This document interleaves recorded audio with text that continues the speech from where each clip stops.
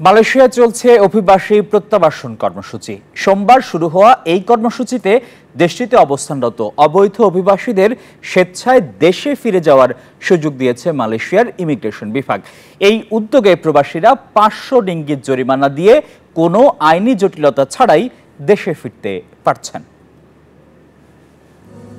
মালয়েশিয়ায় বসবাসকারী অবৈধ অভিবাসীদের জন্য বিশাল সুযোগ দিয়েছে দেশটির ইমিগ্রেশন বিভাগ। মাত্র 50 রিঙ্গিত জরিমানা দিয়ে নিজ দেশে ফিরতে পারছেন মালয়েশিয়ায় অবস্থানরত অবৈধ ভিনদেশীরা। অভিবাসী প্রত্যাবাসন কর্মসূচি 2-এর আওতায় প্রবাসীরা নির্ধারিত জরিমানা পরিশোধ করে কোনো আইনি জটিলতা ছাড়াই দেশে ফেরার সুযোগ পাচ্ছেন। হয়রানি ছাড়াই এই কর্মসূচিতে অংশ নিতে পেরে স্বস্তি প্রকাশ করেছেন তারা। অবৈধ অভিবাসীদের সময় শেষ হওয়ার আগেই এই কর্মসূচিতে অংশ নিয়ে বৈধভাবে নিজ দেশে ফেরার সুযোগ গ্রহণের আহ্বান জানিয়েছে মালয়েশিয়ার ইমিগ্রেশন বিভাগ। সেই সঙ্গে সতর্ক করেছে ভবিষ্যতে অবৈধ অভিবাসীদের বিরুদ্ধে কঠোর পদক্ষেপ নিতে পারে মালয়েশিয়া সরকার। আসমাতুলি, নিউজ 24।